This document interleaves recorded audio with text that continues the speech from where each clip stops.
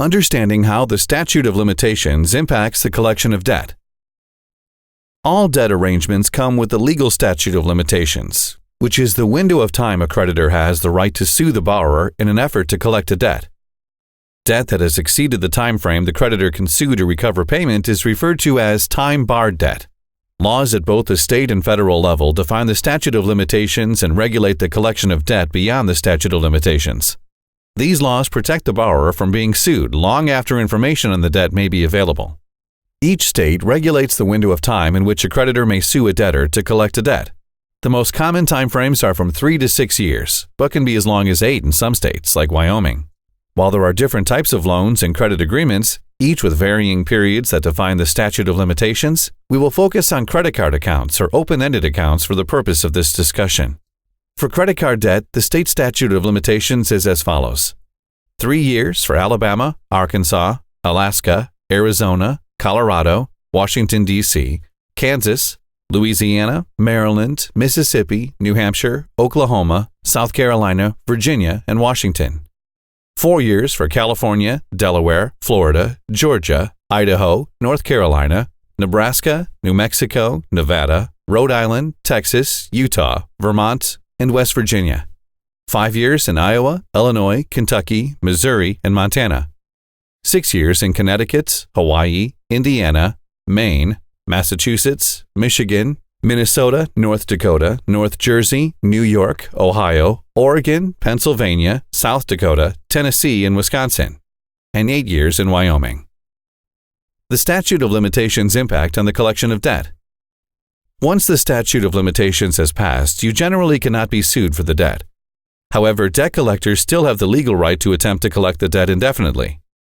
Moreover, new regulations issued by the Federal Trade Commission and the Consumer Financial Protection Bureau now require debt collectors to inform you if the statute of limitations has passed on the account they are trying to collect, and further instruct you that they are not able to bring legal action against you in trying to collect the outstanding balance. Even if a debt is beyond the statute of limitations to sue for recovery, the debt may remain in collections and legally be reported to credit reporting agencies for up to 7 years.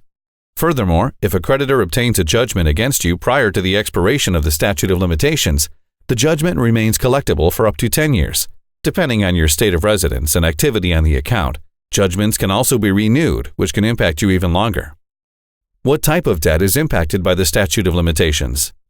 There are 4 basic types of debt, and each might have a different time period allowed for debt collection through the courts. Since the statute of limitations can vary by the type of debt and the state in which you reside, it is important to seek counsel from an attorney familiar with debt collection laws in your state. The following is a brief description of each type of debt impacted by the statute of limitations. Oral contracts are verbal agreements not accompanied by a written contract.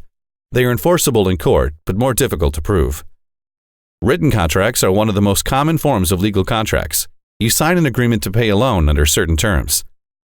Promissory note is a form of a written agreement that has very specific terms with regard to payment and interest rate, and often comes with the longest timeframes for lawsuits. Home loans are an example of a promissory note. Open-ended accounts are typically revolving lines of credit like a credit card. Under the Truth in Lending Act, a credit card is always considered to be an open-ended account. How do you determine the state of jurisdiction relating to the statute of limitations? For most borrowers, the state you live in or the state where the debt was initiated will be used.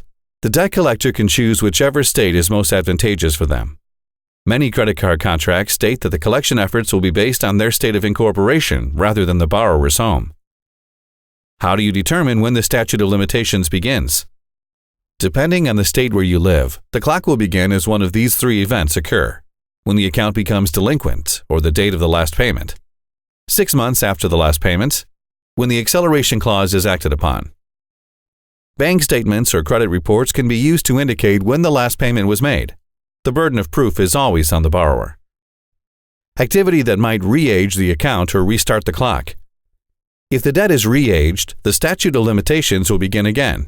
Activities that could potentially restart the clock include the following: making a payment, acknowledging the debt, any new account activity initiated by you such as requesting an increase in the credit limit, abatement of fees or interest, or re-aging the account to reduce the delinquency.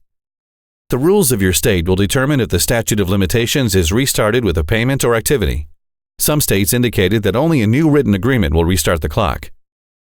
States that require a new written agreement include Arizona, California, Florida, Iowa, Kansas, Maine, Massachusetts, Michigan, Minnesota, Mississippi, Missouri, Nevada, New York, Texas, Virginia, West Virginia, and Wisconsin.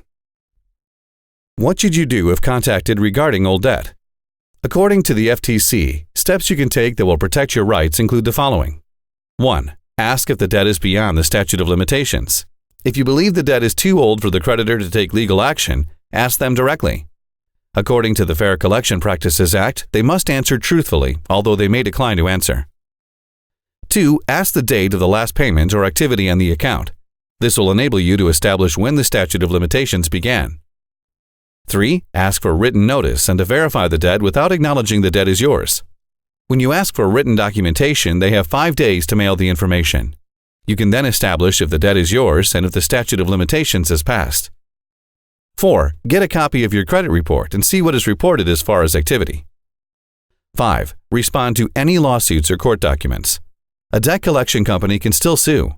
As long as you have records that show the statute of limitations is passed, you will be able to get the lawsuit dismissed. Ignoring the letter or failing to appear in court could result in a default judgment, which will make you legally liable for the debt. Based on the Fair Debt Collection Practices Act, it is illegal to sue or threaten to sue for time-barred debt. However, it is your responsibility to prove the debt is beyond the statute of limitations.